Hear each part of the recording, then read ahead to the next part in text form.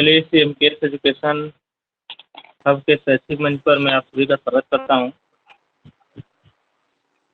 हमारी कल आपसे परिचर्चा समाप्त हुई थी फर्टिलिटी रेट को लेकर के। तो हमारा क्वेश्चन था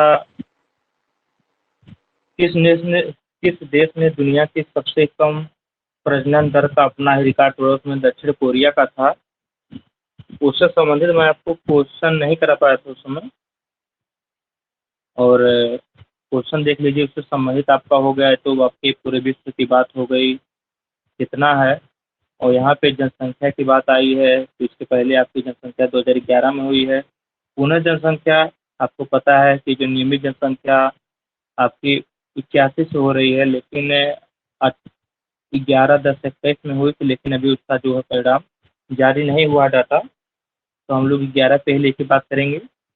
और यहाँ पे दक्षिण कोरिया की बात हुई थी, सबसे कम फर्टिलिटी रेट जो कि वहाँ पे 0.80 था, 80 था फर्टिलिटी रेट। यानी कि 4-5 महिलाएं मिल करके 4 बच्चे को जन्म दे रही हैं, जिससे कि मामला काफ़ी गंभीर इसी तरह हुआ तो भविष्य में वह देश ही समाप्त हो जाएगा। तो अगर हम इसको लेकर बात करें फर्टिलिटी रेट को लेकर के, तो अगर मैं जनगणना से संबंधित है तो जनगणना की शुरुआत कब से होती है? जनगणना की शुरुआत कब से होती है, उसमें आपका डेट आता है 1872। 1872 का डेट आता है, लॉर्ड मेयो का समय होता है। और जब प्रथम बार जनगणना होती है लॉर्ड मेयो के समय में होती है 1872। ठीक उसके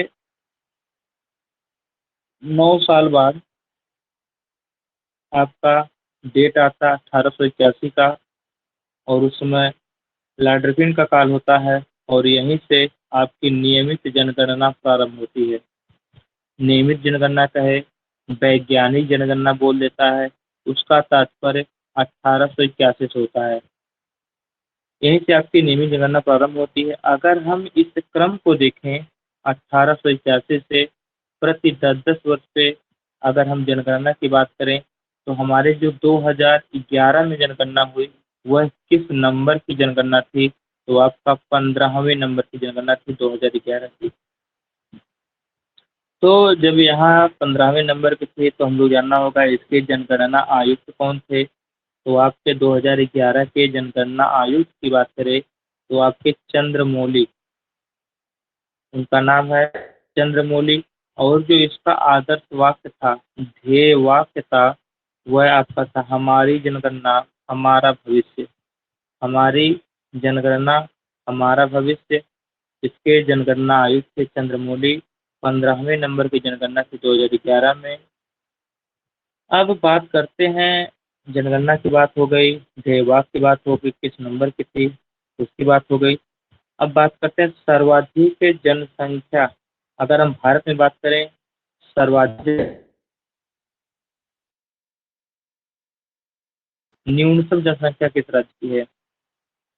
तो और काफ़ी इम्पोर्टेंट है कि आप लोग भारत के निवासी हैं, आपको इतना पता होना चाहिए। यहाँ से कुछ बताने का प्रयास करें, तभी आपको पता होगा आप कहाँ कंफ्यूज हैं।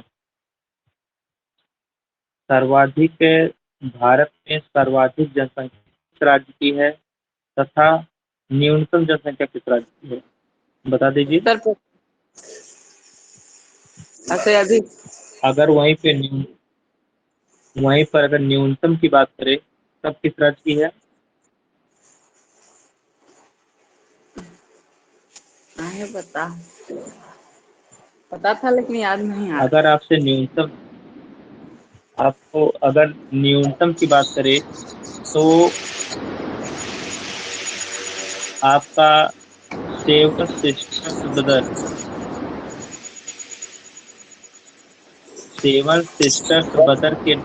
के नाम से किस राज्य को जाना जाता है? किसी के यहाँ फाइन चल रहा है, आपको भारत का एक राज्य है जिसे सेवन सिस्टर्स ब्रदर्स के नाम से जाना जाता है, वह कौन सा राज्य है? ये तो सिस्टर्स ब्रदर के नाम से किस राज्य को जाना जाता है? सेवन सिस्टर्स ब्रदर, यानी कि 7 बहनों का भाई। तो बता दीजिए, सेवन सिस्टर्स में कौन कौन से राज्य आते हैं? नाम गिना दीजिए। सेवन सिस्टर्स में कौन कौन से आपके राज्य आते हैं?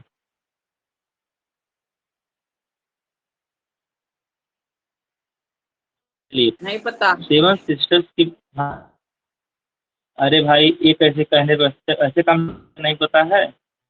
आपको सब पता है।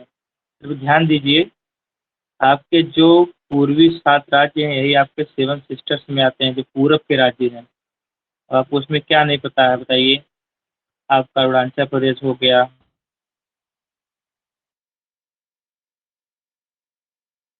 मेघालय हो गया, मिजोरम हो गया। बोलिए। नागालैंड हो गया।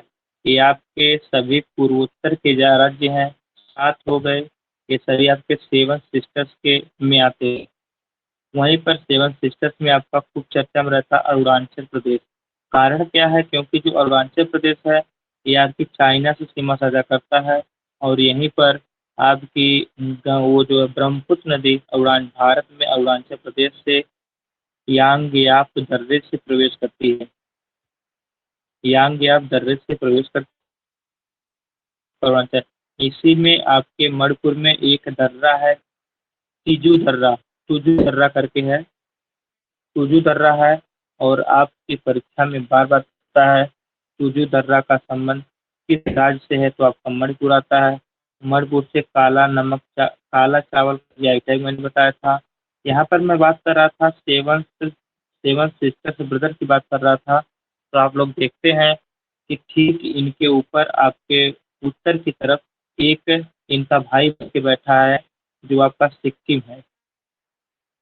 तो सेवन सिस्टर्स ब्रदर के नाम से जाना जाने वाला वह राज्य आपका सिक्किम है। सिक्किम की बात करें, इसी में आपका नाथुला दर्रा पड़ता है। विशेष करके पूछता है नाथुला दर्रा कहाँ पड़ता है, आपके सिक्किम में है। चलिए, तो हम यहाँ पे बात करें सबसे कम जनसंख्या वाला जो राज्य है वो आपका सिक्किम है।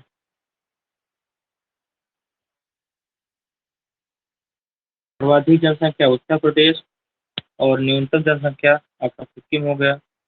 उसके बाद साक्षरता, साक्षरता को लेकर अगर हम बात करें तो सर्वाधिक साक्षरता किस राज्य की है और न्यूनतम साक्षरता किस राज्य की है, बता दीजिए।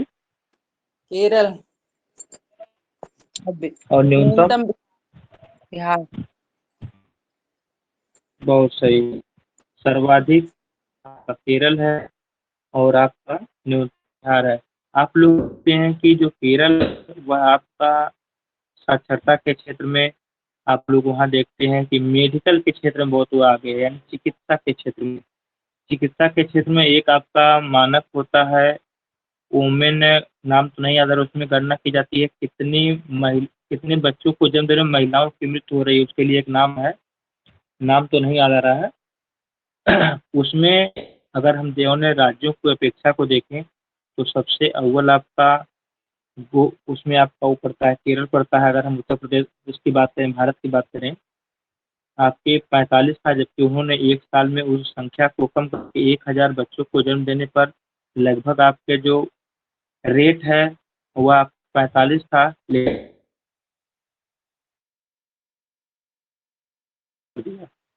30 महिलाओं की लगभग। इसके लिए एक शब्द आता है, अब नाम पे दिमाग पे नहीं आ रहा है। तो इसमें आपका जो केरल है वो प्रथम पे है, और जबकि अन्य राज्यों की अपेक्षा सबसे बुरी स्थिति आपकी इसका दिखाता है, बिहार की दिखाता है। तो इसको भी जानिए, केरल आपका शिक्षा एजुकेशन में है, और आपके चिकित्सा के क्षेत्र में, क्योंकि आप देखते हैं जो भी आपके बड़े बड़े हॉस्पिटल देखते हैं जहाँ पे आपके बाहरी, आप लोग यहाँ जैसे हमारे यहाँ होता क्या है कि हम लोग लड़कियों को अक्सर आपको देखते होंगे, आप लड़कियाँ जो है बीटीसी बीएड और जो है डीएलएड यहाँ पे उत्तर प्रदेश में करती हुई मिलती हैं, कि उनका लक्ष्य होता है कि हम बीटीसी कर लें, बीएड कर लें। वहाँ पे क्या है कि लड़कियाँ हों चाहे लड़के हों, उनका उद्देश्य एक ही रहता है, कोई नर्सिंग कोर्स कर ले। जैसे यहाँ पे ट्रेंड में चल रहा है आपका बीएड बीटीसी, यहाँ पे महामार होती है, 6-6 लाख बच्चे जो है डाल रहे हैं, इंटर से बीएड का दे रहे हैं, वहाँ पे सबकी महामार होती है आपकी मेडिकल लाइन से कोई शिक्षा लेने का कारण भी है क्योंकि मेडिकल जो लाइन है, जो आपका चिकित्सा का क्षेत्र है, ये कहीं न कहीं औरों से अच्छा है। गवर्नमेंट ना पा करके यदि आप जो है उसमें परिश्रम करेंगे, तो कहीं आपका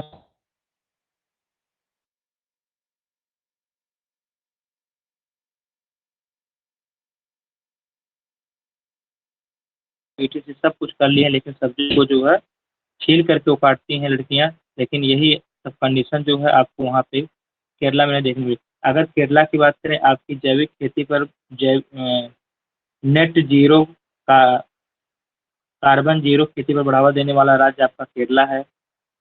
तो ये सब जानकारियाँ जो डेवलप हो जाती हैं और मेडिकल के लाइन पे ही आप जोर देना चाहिए बच्चों को, क्योंकि वर्तमान में आपकी जो मेडिकल की लाइन अगर जो भी बच्चे इस लाइन में हैं, कहीं न कहीं बीएड, बीटीसी की तरह बेरोज़गार नहीं हैं, क्योंकि आप इसमें तभी रोज़गार के क्षेत्र में आते हैं, तभी अच्छा इनकम कर सकते हैं जब आप गवर्नमेंट में आते हैं।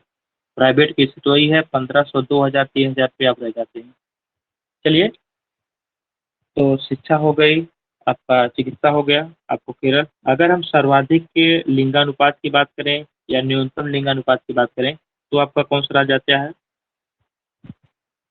सर्वाधिक लिंगानुपात वाला और न्यूनतम लिंगानुपात वाला कौन-सा राज्य है?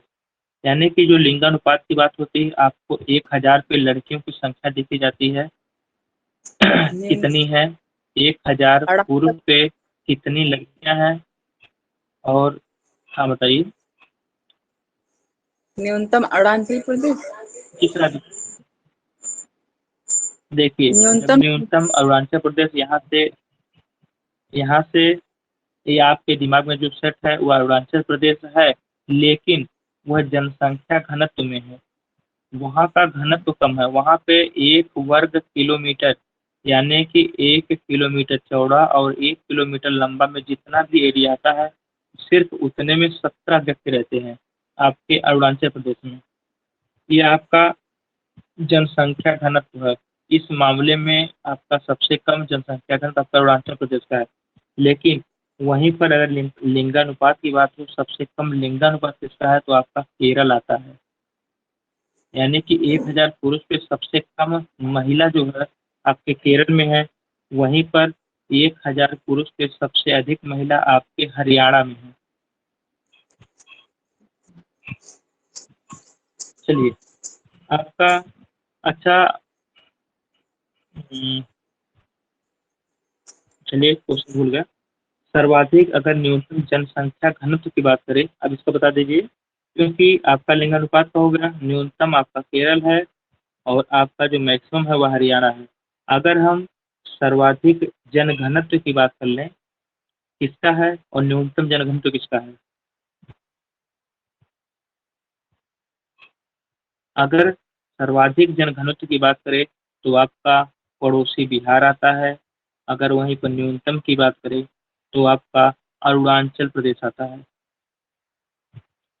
वहीं पर आपसे वृद्धि दर की बात करें कि किस राज्य की जो जनसंख्या वृद्धि दर है वह न्यूनतम है, किस राज्य की जो जनसंख्या वृद्धि दर है वह मैक्सिमम है, इसमें आपका कौन-सा नाम आता है? अगर वहीं पर वृद्धि दर की बात करें तो आपका सर्वाधिक वृद्धि दर वाला राज्य है मेघालय। मेघालय से आप लोग क्वेश्चन बता दीजिए, मेघालय से आपको क्या-क्या पता है? हमने मेघालय को लेकर लिविंग रूट ब्रिज आपको पढ़ाया है। मेघालय सबसे अधिक वर्षा वाला स्थान जो मानिसराम है, मेघालय में है।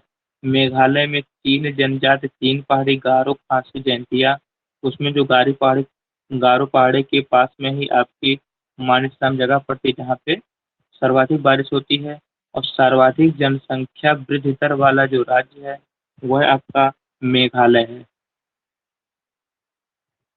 अगर वहीं पर न्यूनतम जनसंख्या वृद्धि वाले राज्य की बात करें, तो आपका नागालैंड है, जो उसकी जनसंख्या वृद्धि दर नेगेटिव में चल रही है। और अगर हम नागालैंड की बात करें, तो वहाँ पे एक फेमस त्योहार है, कौन-सा त्योहार है? हॉर्नबिल फेस्टिवल आपका नागालैंड से खूब पूछता है परीक्षा में, तो आप लोग इतना याद रखेंगे। मेघालय से लिविंग रूट ब्रिज पूछता है। गारो खासी जयंतिया पहाड़ी जनजाति हो गया, मानिस राम है। ये आपके मेघालय की बात हो गई। और आपका नागालैंड का, वहां से पूछता है हार्नबिल फेस्टिवल बहुत पूछता है। चलिए,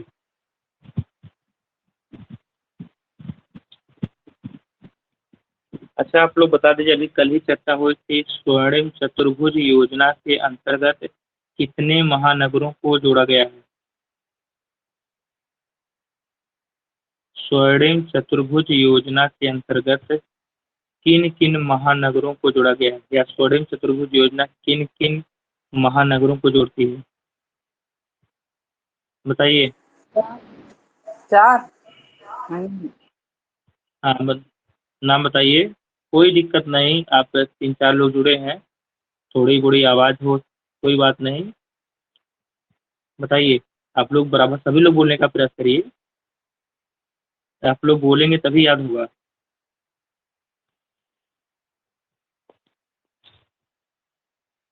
आप लोग बोलिए। अभी कल ही जिसके बारे में चर्चा हुई थी, आप लोग बोलेंगे तभी आपके दिमाग में बैठेगा। नहीं तो इससे अच्छी अच्छी वीडियो जो है यूट्यूब पे पड़ी हैं, सिर्फ यहाँ से आपको यही लाभ मिलने वाला है, आप डायरेक्ट जो है जुड़े रहते हैं, और वहाँ से हमको भी ऐसा फील होता है कि ज़्यादा याद होता है। और शायद आप लोग भी ये फील करते होंगे, लेकिन आप बोलेंगे तभी आपको यह लाभ मिलने वाला है। बता दीजिए, कौन कौन से ऐसे महानगर हैं जिसको जोड़ती है स्वर्णिम चतुर्भुज योजना?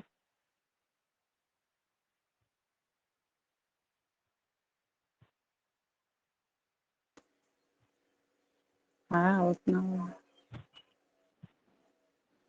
कुछ बताइए बताइए, स्वर्णिम चतुर्भुज योजना आपको देखिए कुछ ऐसे मॉडल देखने को मिलता है। आंध्र प्रदेश है। आपका दिल्ली, हाँ। आंध्र प्रदेश जो है महान, आंध्र प्रदेश आपका महानगर है, ये आपका राज्य है। उसका कोई शहर होगा जो महानगर में, जिसकी जनसंख्या 10 लाख से अधिक होती हुआ महानगर में आता है। नगर महानगर का डिवीजन जो उसकी जनसंख्या से होता है 10 लाख से अधिक, जो उसकी संख्या होती है वह आपका महानगर में गिना जाता है।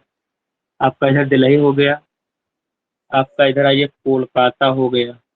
कोलकाता पश्चिम बंगाल हुगली नदी, यहीं पर आपका अंडर वाटर मेट्रो ब्रिज बनाया जा रहा है, जो 2023 में संचालित होगा। आपके वहाँ पे कौन सा वो है, सबसे बड़ा है, उसका नाम बता दीजिए। हुगली नदी पर है, बहुत पुराना है, क्या नाम उसका है, जो आज छोटा खुलता बंद होता है? हावड़ा। कौन सा पुल है? हाँ, Howrah Howrah. Bridge. Howrah bridge. Howrah bridge. हाँ, बहुत सही। हावड़ा ब्रिज की व्यवस्था को कम करने के लिए आपका जो अंडर वाटर मेट्रो लाइन बिछाई जा रही है, ये आपके कोलकाता हुगली नदी में बिछाई जा रही है। कोलकाता कोलकाता आपके हुगली नदी के किनारे है। और आपका दिल्ली हो गया, कोलकाता हो गया। आप सबसे नीचे चले आइए, तमिलनाडु में आपको चेन्नई मिल जाएगा। और पुनः आप जो है इस टाइप जाएंगे समुद्र के किनारे, आपको मिल जाएगा मुंबई। यही आपके 4 महानगर हैं जिसको जो है स्वर्णिम चतुर्भुज योजना के द्वारा जोड़ा गया है। दिल्ली, कोलकाता, बम्बई, हाँ, उदयपुर। देख दिल्ली, देखिए एक क्रम से चलिए। देखिए यहाँ पे ऊपर आपका दिल्ली हो गया, आप इधर बढ़ेंगे पूरब की तरफ, आपको मिलेगा पश्चिम बंगाल। देखिए स्वर्णिम चतुर्भुज योजना है, यानी एक चतुर्भुज का निर्माण करती है। आप इधर दिल्ली गए, सबसे आप शीर्ष पे हैं, दिल्ली आप गए। दिल्ली से आप जो है सबसे पहले पूरब की तरफ बढ़िए, पूरब की तरफ आपको मिलेगा पश्चिम बंगाल। पश्चिम बंगाल का फेमस जो नगर है वह आपका कोलकाता है, कोलकाता को जोड़ता है। कोलकाता हुगली नदी के किनारे है, इसी पे हावड़ा ब्रिज है, इसी पे आपका अंडर मेट्रो ब्रिज बनाया गया, अंडर वाटर मेट्रो ब्रिज बन रहा है जो 2023 संचालित होगा। अब पुनः आप जो है दक्षिण की तरफ है, दक्षिण से सबसे नीचे आपको देखने को मिलता है तमिलनाडु। तमिलनाडु में के आपका एक सिटी चेन्नई है, चेन्नई को जोड़ेगा। पुनः आप जो में चले जाइए, पश्चिम में चले जाइए, समुद्र के किनारे आपको मुंबई मिलेगा। इन्हीं चारों महानगरों को जोड़ने का काम करता है। चतुर्भुज स्वर्णिम चतुर्भुज योजना। सबसे पहले आप उत्तर से स्टार्ट करिए, अपने दिल्ली से स्टार्ट करिए, दिल्ली से जाइए, कोलकाता पहुंच जाएंगे। उसके बाद आपका जो है सबसे नीचे आइए दक्षिण में, तो आपको तमिलनाडु का चेन्नई मिल जाएगा। पुणे आपका इधर महाराष्ट्र का मुंबई मिल जाएगा। आपसे अगर पूछे मुंबई किस द्वीप पर स्थित है, काफी चर्चित क्वेश्चन है, मुंबई किस द्वीप पर स्थित है, तो आपका जवाब क्या होगा, बता दीजिए। सालसेट द्वीप। आपके मुंबई की बात करें, मुंबई आपके सालसेट द्वीप पर स्थित है।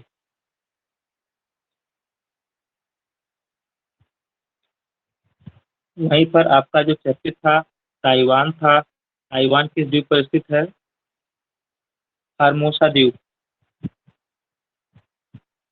चलिए,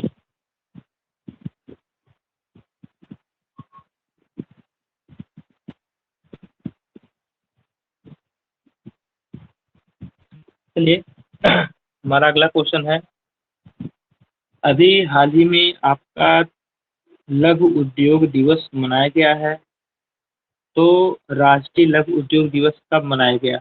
तो आपका राष्ट्रीय लघु उद्योग दिवस की बात आए तो आपका यह 30 अगस्त को मनाया जाता है। फैन बंद कर लीजिए, या तो उसकी जो है स्पीड कम कर लीजिए। आपके लघु उद्योग दिवस की बात करें वो आपका 30 अगस्त को मनाया जाता है। 30 अगस्त को मनाया जाता है लघु उद्योग दिवस। लेकिन लघु उद्योग दिवस 30 अगस्त को मनाते हैं, इसको हम लघु उद्योग दिवस को 2001 से मनाते चले आ रहे हैं।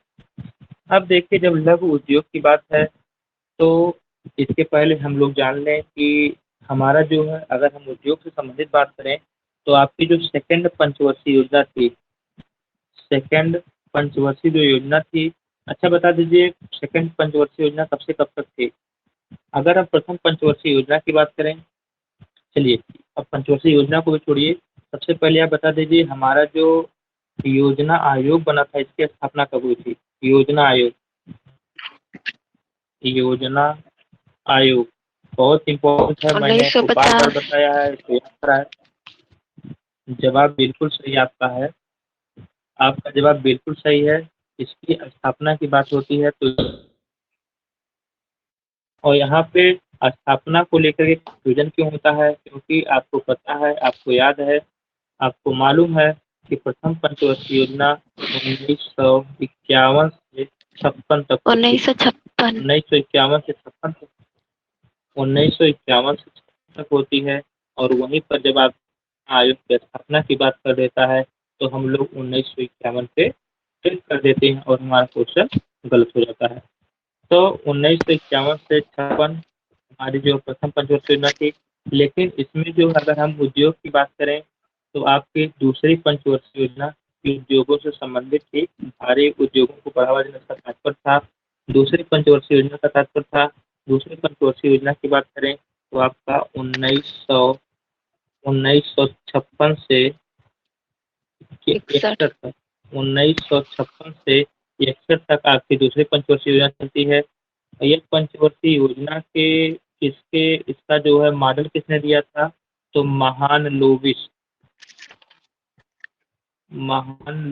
मॉडल पर आधारित है। और महान लोविस योजना की शुरुआत बताएंगे, आवाज मिल रही है आप लोगों को।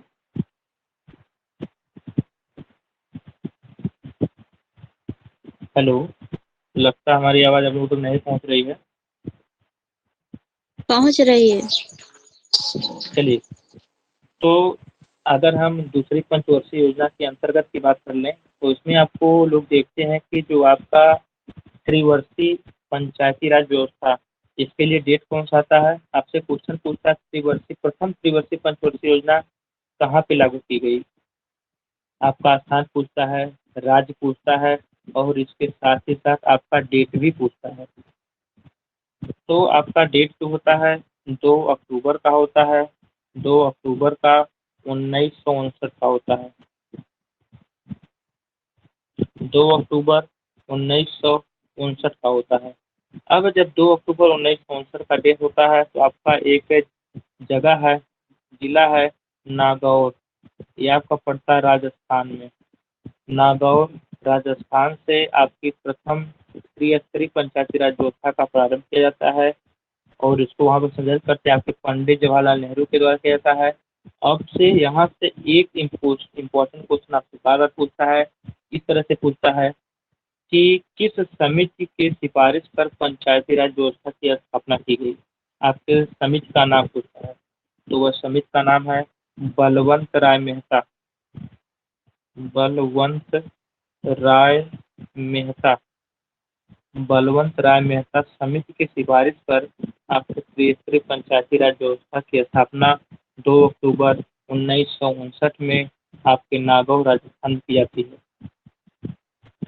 और इसी की हम द्वितीय पंचवर्षीय योजना की बात कर लें तो आपको याद होगा दुर्गापुर, राउरकेला, भिलाई। दुर्गापुर, राउरकेला, भिलाई, ये आपके 3 बड़े आपके कारखाने खोले गए, दुर्गापुर, राउरकेला, भिलाई। तो यहाँ से क्वेश्चन आपसे यही पूछता है, इसकी 2 क्वेश्चन पूछता है, इनकी स्थिति कहाँ पे है और कौन सा जो है कारखाना किसके सहयोग से खोला गया। जैसे हम अगर बात करें दुर्गापुर की बात करें, यहाँ पर आपका राउरकेला हो गया, काफी इम्पोर्टेंट है, यहाँ पर आपका भिलाई हो गया। अगर दुर्गापुर कहाँ पे है, राउरकेला कहाँ पे है, भिलाई कहाँ पे है, आप लोग बताने का प्रयास करिए। पश्चिम बंगाल। बहुत सही, आपका प्रयास अत्युत्तम।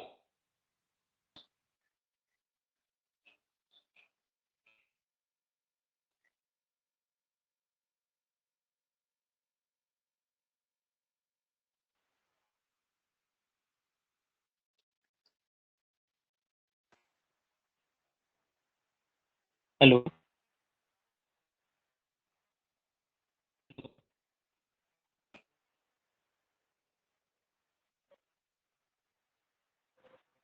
आप लोगों को आवाज मिल रही है क्या? कट गई, डिस्कस नेटवर्क प्रॉब्लम हो गई, आवाज मिल रही है क्या आप लोगों को?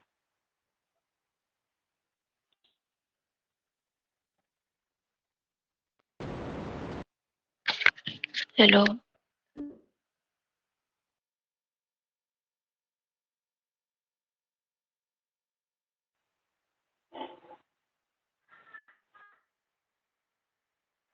हेलो, आने लगे। आप एक बार पुनः बोल दीजिए। हाँ सर, आ रही है। चलिए वेट करके, थोड़ी आवाज की समस्या हो सकता है हो। चलिए हम यहाँ पे बात कर रहे थे दुर्गापुर, राउरकेला, भिलाई की बात कर रहे थे। तो वेस्ट बंगाल में है, पश्चिम बंगाल में। राउरकेला आपका उड़ीसा, इसकी स्थिति उड़ीसा में है। अगर वहीं पर भिलाई की बात करें तो आपका छत्तीसगढ़। छत्तीसगढ़।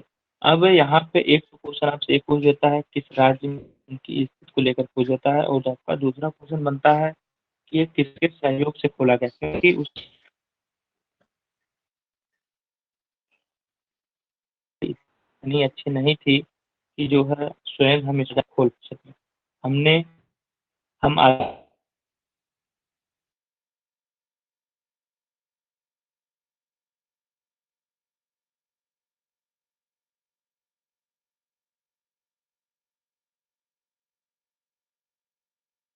सहयोग से खोला, सहयोग से खोला।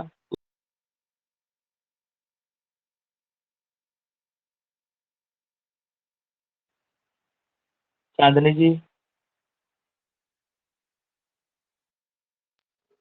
जी सर।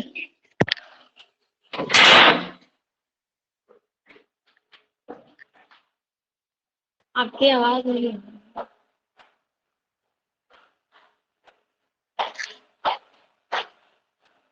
लाइट नहीं है, लाइट कट गई, इसलिए हम क्लास को बंद कर देते हैं, क्योंकि ना आप लोगों को आवाज मिलेगी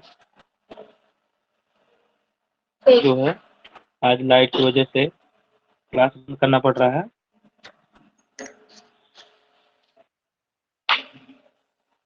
चलेगा, वाईफाई नहीं चलेगा तो जो क्लास आपका चल नहीं पाएगा। रहेंगे हम भी कर। चलिए लाइट आ गई है, आप लोग अभी आ रही है बने आवाज। रहिए। गई है, बस अभी आपका पकड़ ले वाईफाई।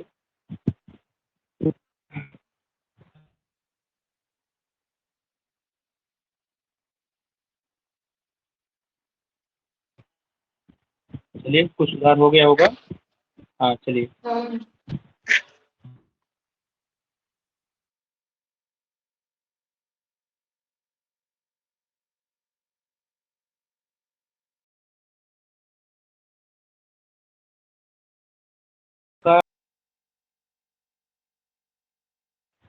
बताइए आवाज मिल रही है ना? अब आवाज सही हो गया? हाँ। आवाज चलिए। तो हमने यहाँ पर द्वितीय पंचवर्षीय योजना से संबंधित आपको सारी बातें बताने का प्रयास किया। अब हम बात करते हैं, क्योंकि हमारी बात स्टार्ट हुई थी लघु उद्योग से, लघु उद्योग दिवस से प्रारंभ हुई थी, जिसे हम 30 अगस्त मनाते हैं। अब वहीं पर बात कर लेते हैं थोड़ा सा इसी से संबंधित।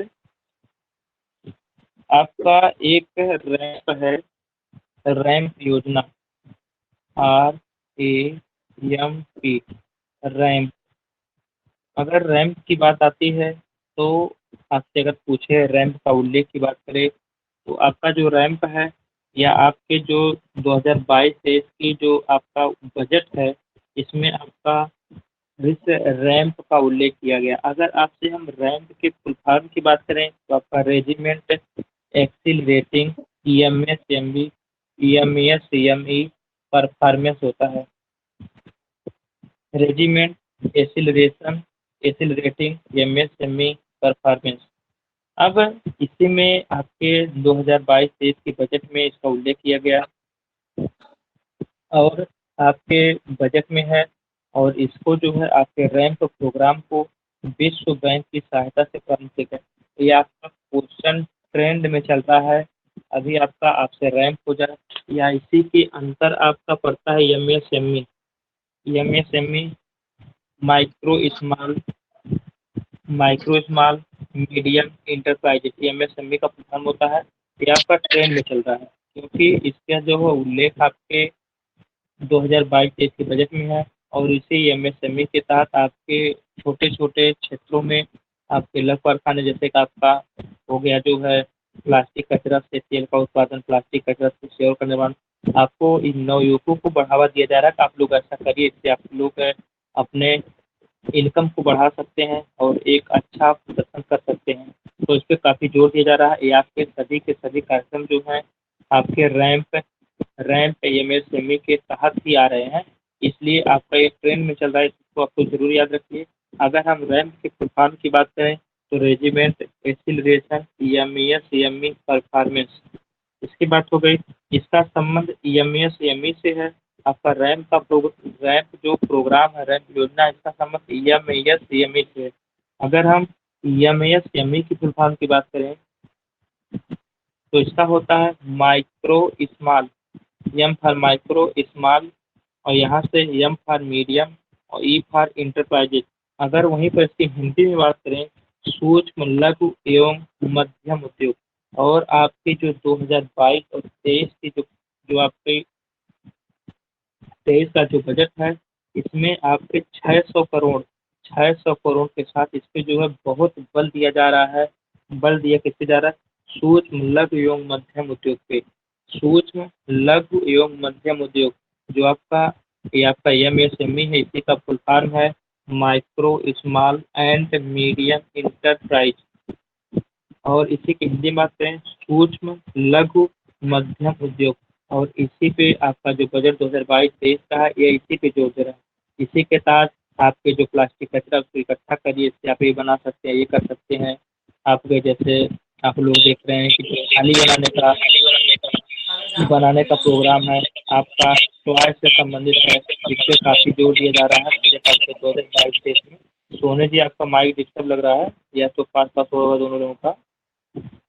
तो एमएसएमई की बात करें तो आपका जो बजट है, सबसे पहले इसको आपको प्रोत्साहन देना चाहिए और इसमें 600 करोड़ को एमएसएमई प्रोग्राम के तहत 600 करोड़ की व्यवस्था की गई है। किसके सहयोग से आपकी जो रैंप योजना किसके सहयोग से लाई गई है? विश्व बैंक के सहयोग से इसे लाया गया है, प्रारंभ किया गया है। अगर वहीं पर एमएसएमई की मुख्यमंत्री एमएसएमई मंत्री की बात करें तो एमएसएमई के मंत्री में नारायण राणे। नारायण राणे नारायण राणे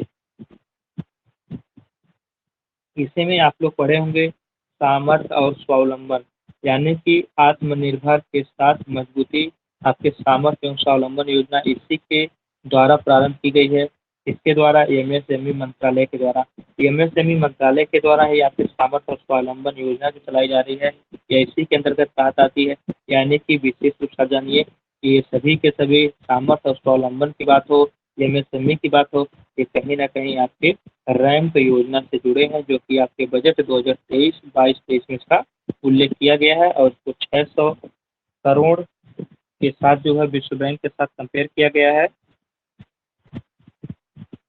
अब देखिए अगला क्वेश्चन, ये भी अपने आप में इम्पोर्टेंट ही है क्योंकि इसमें से आपको 3 चीज़ें मिलने वाली हैं।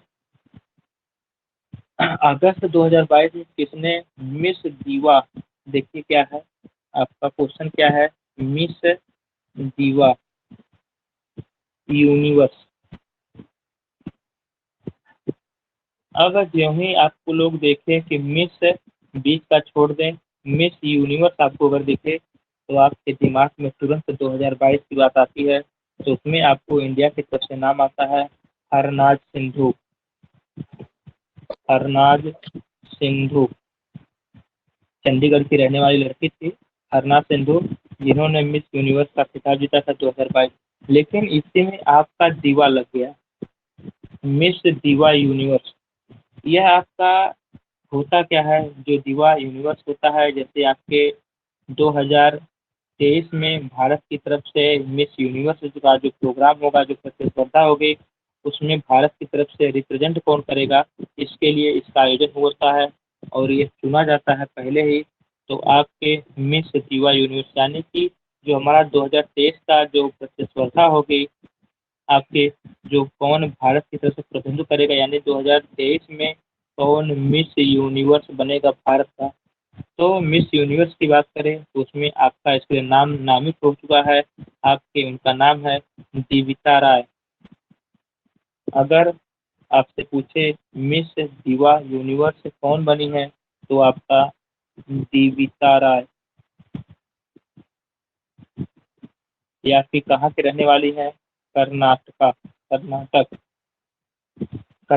इसी प्रकार से 2021 में मिस दीवा यूनिवर्स आपकी बनी रही होंगी हरनाज सिंधु, और जो 2022 की जाके मिस यूनिवर्स बने, उसी प्रकार से कार्यक्रम चलता रहता है। यानी कि अगली बार जो है आपके मिस यूनिवर्स होने वाली हैं दीविता राय, जो कि कर्नाटक से बिलोंग करती हैं। अगर वहीं पर आपसे बात करें कि अब तक भारत की कितनी, यानी कि मूल भारत की कितनी निवासी मिस यूनिवर्स का खिताब पा चुकी हैं, तो आपके 3 लोग हैं, जिसमें नाम तो हमें तीनों का नहीं याद है, लेकिन लास्ट का याद है जो हमारे तीनों काम का है, लेकिन मैं ला भी नहीं सका। तो आपका है हरनाज सिंधु और हरनाज सिंधु। हाँ, कौन कौन? आप नाम बहुत अच्छा इसी तरह बताते रहे सभी लोग, बताइए कौन कौन है। सुष्मिता सेन, हाँ बहुत सही, सुष्मिता सेन, लारा दत्ता, हरनाज सिंधु। बहुत याद आ गया अब। सुष्मिता सेन, लारा दत्ता,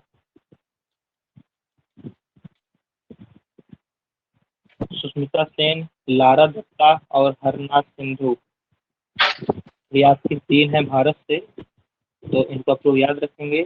अगर वहीं पर हरनाज सिंधु की बात है कहाँ से है, ये आपकी चंडीगढ़ यानी कि पंजाब। और अगर आपसे बात करें कि आपका जो मिस यूनिवर्स प्रोग्राम होता है कहाँ पे होता है आपका आयोजन होने को आपका जो है आपके इजराइल में आयोजित होता है, इजराइल में इसका आयोजन होता है। अगर वहीं पर मिस वर्ल्ड 2022 की बात करें, इसका खिताब किसने जीता? आपका मिस यूनिवर्स और मिस वर्ल्ड आपके दो होते हैं।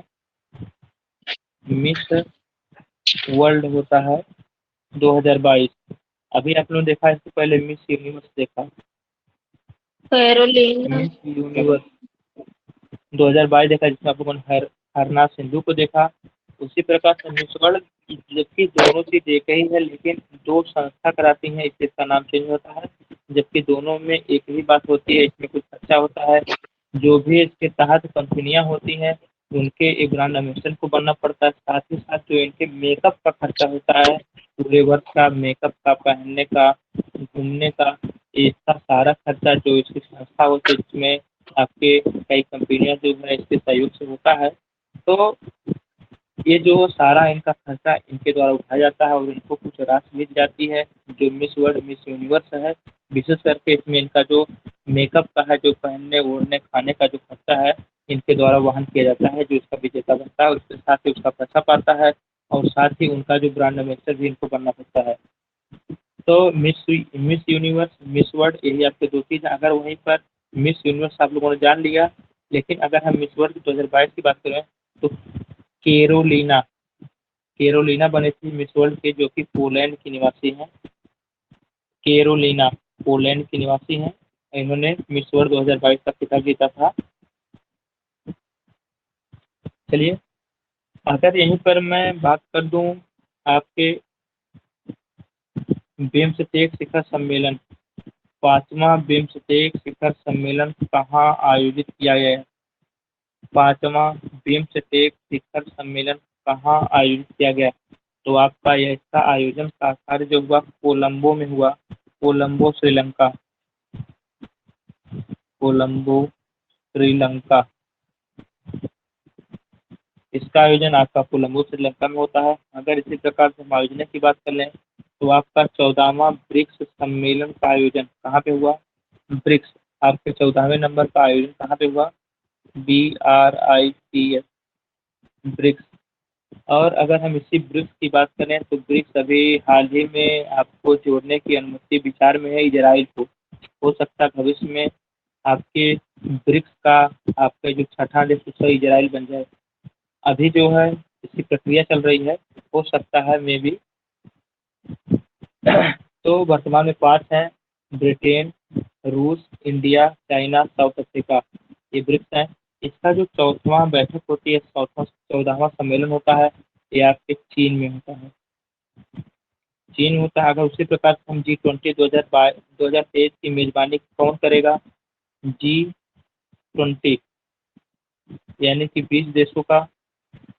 अब ये जो संगठन है इसकी मेजबानी 2023 में कौन करने वाला है? तो आपका इंडिया।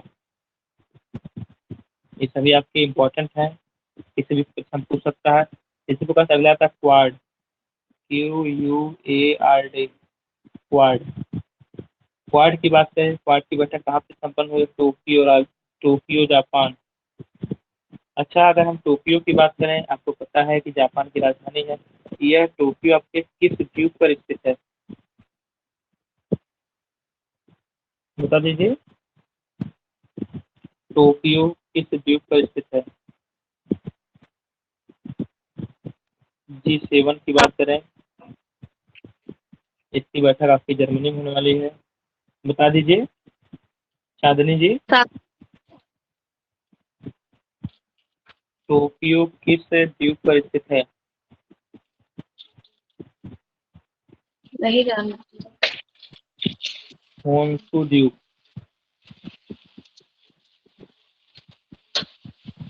आपका मुंबई साल्सेट द्वीप है, टोक्यो होन्शु द्वीप है, ताइवान फार्मोसा द्वीप है, और आपका इसको भी होता है ये, अरे क्या, अरे जो यहाँ पे है गुजरात में है, सरदार वल्लभ भाई पटेल की मूर्ति है, उसको क्या नाम है? Statue of unity.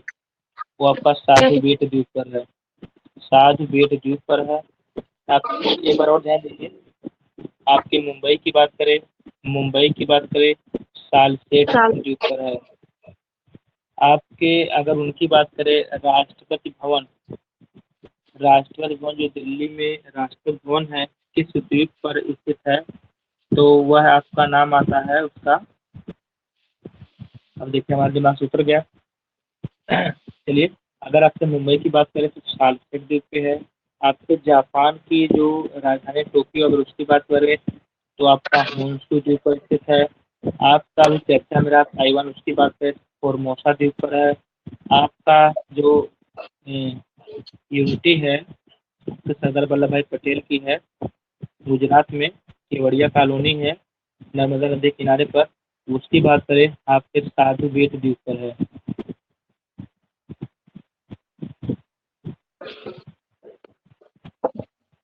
कौन सी हसीना करके यहाँ पे है जो उसका राष्ट्रपति भवन है, रायसीना। रायसीना पहाड़ी द्वीप नहीं, पहाड़ी की बात करें तो रायसीना पहाड़ी पर आपका जो है इनका राष्ट्रपति भवन स्थित है, रायसीना पहाड़ी। चलिए, यहाँ पर बैठक की बात हो गई G7 जर्मनी में। अब अगर हम वहीं पर बात करें, एक आपके अमीर व्यक्तियों की लिस्ट जारी करने की संस्था है, उसका नाम है ब्लूमबर्ग इंडेक्स। ब्लूमबर्ग इंडेक्स काफी इम्पोर्टेंट है, आपसे परीक्षा में पूछने का कारण क्या है अभी हम आपको बताएंगे। इसको आप लोग ध्यान से सुनिए। ब्लूमबर्ग इंडेक्स के अनुसार किस एशियाई ने पहली बार दुनिया के शीर्ष 3 सबसे धनी लोगों की सूची में जगह ली है। अब देखिए, जो ब्लूमबर्ग इंडेक्स है, विश्व के सबसे अमीर 3 बड़े लोगों में प्रथम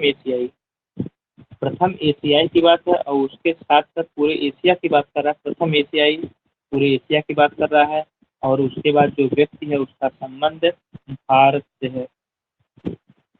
तो हो सकता है आपकी परीक्षा में ना पूछे, लेकिन हम लोग तो जान नहीं रहे कि परीक्षा में पूछेगा, यह कहीं ना कहीं से हम लोगों के लिए इम्पोर्टेंट है।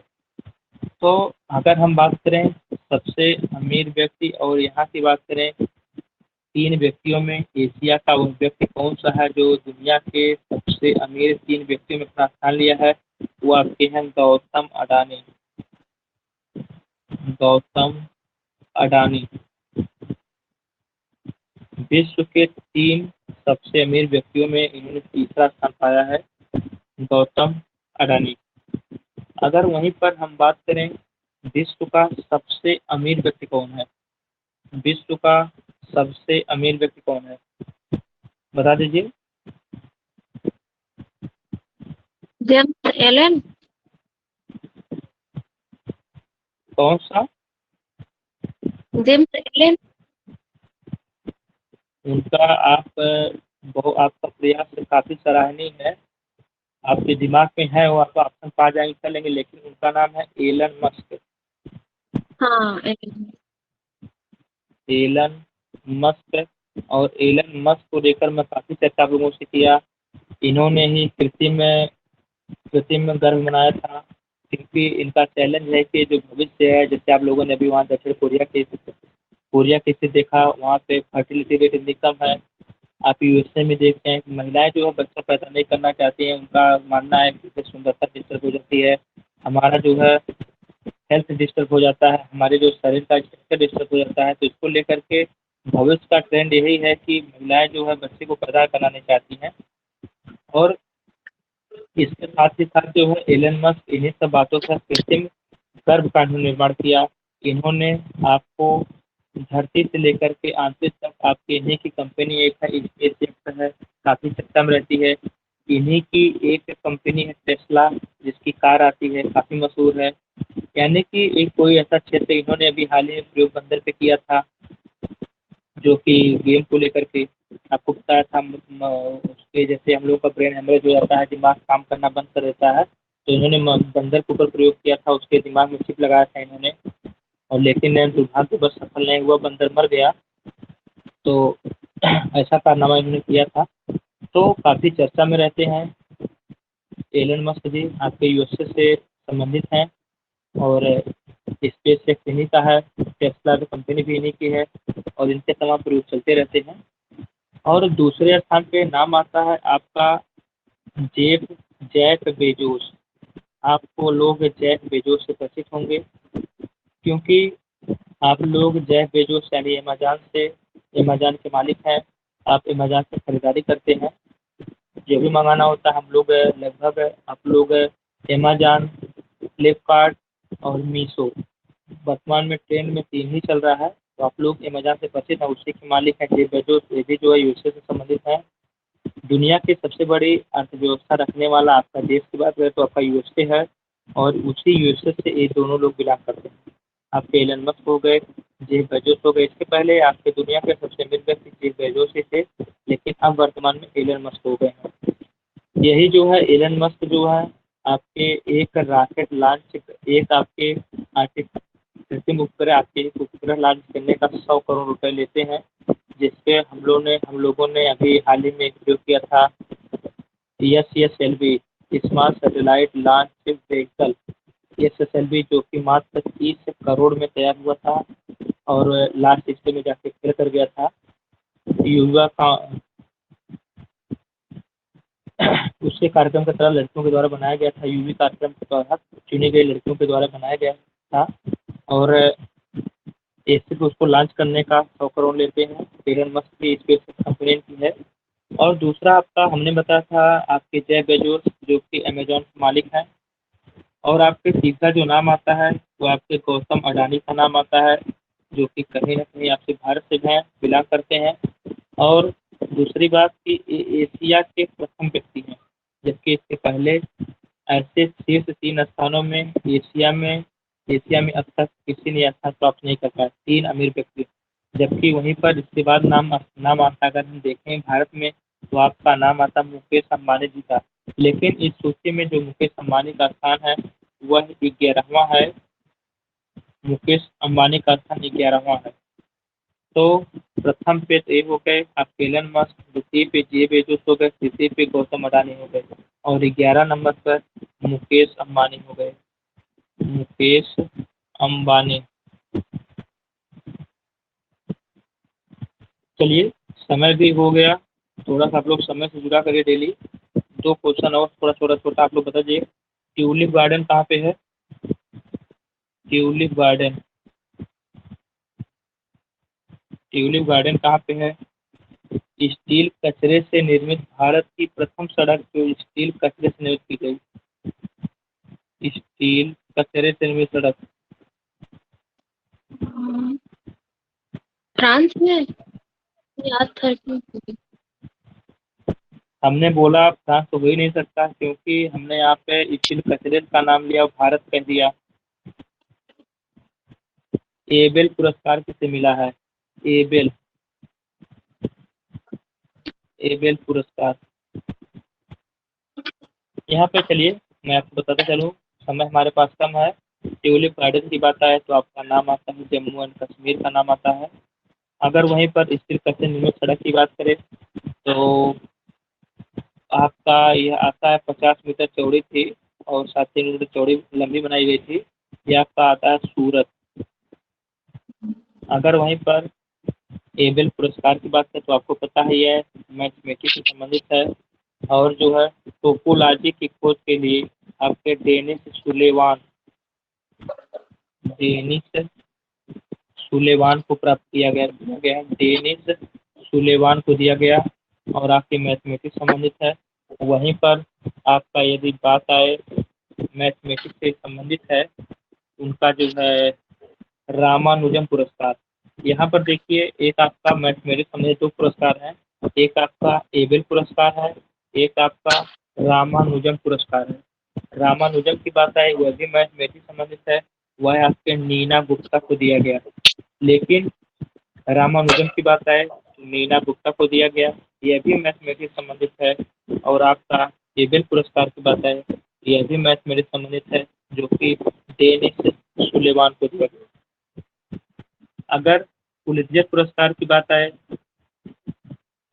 तो पित्जर पुरस्कार हमने आपको 2 पुरस्कार पढ़ाया इससे संबंधित।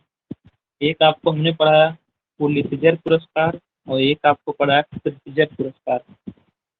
पुलित्जर पुरस्कार की बात करें तो आपके पत्रकारिता से संबंधित है, जो कि वेस्ट बंगाल की, उनका नाम तो दिमाग में वर्तमान में नहीं है, लेकिन वेस्ट बंगाल से संबंधित उनकी पत्रिका थी, उस पे उनको दिया गया था। उसका उन्होंने उसको एनालिसिस कर करके उनको जो उसकी पत्रिका थी, पत्रिका के बाद उन्हें वीडियो लाना, पुनः उसका एनालिसिस करना, इन्हीं सब उनके जो उसको प्रस्तुत करने का तरीका था, उससे उनको दिया गया पुलित्जर पुरस्कार, जो कि पत्रकारिता के क्षेत्र में मिलता है। और हमने आपको दूसरा बताया प्रित्जर पुरस्कार। जो प्रित्जर पुरस्कार होता है, यह आपके आर्किटेक्चर यानी कि आर्किटेक्चर के क्षेत्र में मिलता है। आर्किटेक्चर की बात करें तो डिजाइनिंग, जो आपकी डिजाइनिंग होती है, वास्तुशास्त्र, इसको वास्तुशास्त्र बोलेंगे, इसके अंतर्गत दिया जाता है। और यह मिला है फ्रांसिस कैरे, जो कि अफ्रीका के निवासी हैं। चलिए, थोड़ा सा आप लोग लेट जुड़े हैं, जिससे कुछ क्वेश्चन रह गया जो मैं आपके लिए लाया था। तो इसी के साथ हम कक्षा को समाप्त करते हैं, और आप लोग डेली 6 बजे आपकी क्लास चलेगी, आप लोग जुड़ा करिए 6 बजे। चलिए, आपका दिन मंगलमय हो। इसी के साथ कक्षा को हम समाप्त करते हैं।